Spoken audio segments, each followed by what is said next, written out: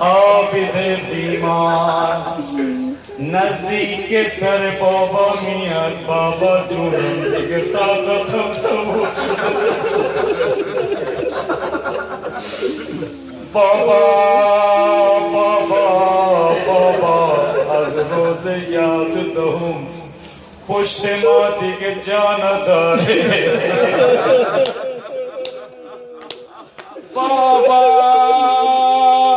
چرا راه نمیری بابا عزیز دلم چجوری راه بریم رقیه تو راه رقیه تو راه یک جای افتاده عزیزم حالا زینب کلثوم راه میافتن میبینن یک معظما یک بیبی سیاه پوش رقیه تو آغوش اون خوابیده زینب میبینه عشقها پر میشه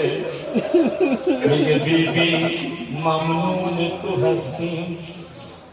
ممنون تو هستیم بیبی این رقیه بعد از این که بابا شهید شده دیگه خواب نداره چون که سینه بابا نداره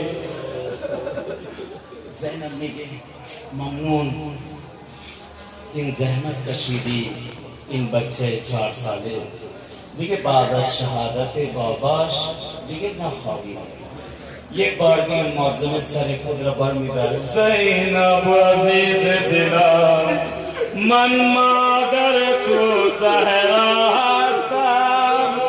زینب سکینه مالت من زینب سکینه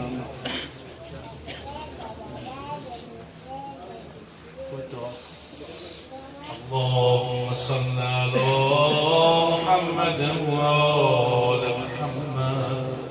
اللهم أرنا الطلعة الرشيدة والغرة الحميدة وهب لنا رأفته ورحمته ودعاءه والخير خدای ما بچه هم رو خانواده هم رو به امام زمان وفادار بدارید در همون عهدی که با تو بستیم عهد در دین در ولایت حسن ولایت در حدیث ما رو ثابت قدم بدار خدایا این زیارت ما زیارت بیعتی ما رو بر بیعت اون با سید الشهدا ثابت قدم بدار گناهایی که در کمین ما در راه هستن ما رو از مدد به گناه حفظ بفرما همه دوستان متوسطا حاجت روا مردار و شفا زیارت کردن نصیب این جمع شفاعت روان نصیب این جمع اموات این جمع پدر مادر و شهدا دوستان عزیزان که به خدا رفتن مخصوصا عزیزانی که سالهای قبل بودن که کاروان نیستن برادران عزیزی که در هندوستان هستن شیعیان امیرالمومنین دستشون از دنیا کوتاه مثلا شهدای هند شهدای شیعه علمای هند و همینطور کشمیر و سایر نقاط جهان و همچنین عزیزانی که امواتشون بستگارشون در این مجلس هستن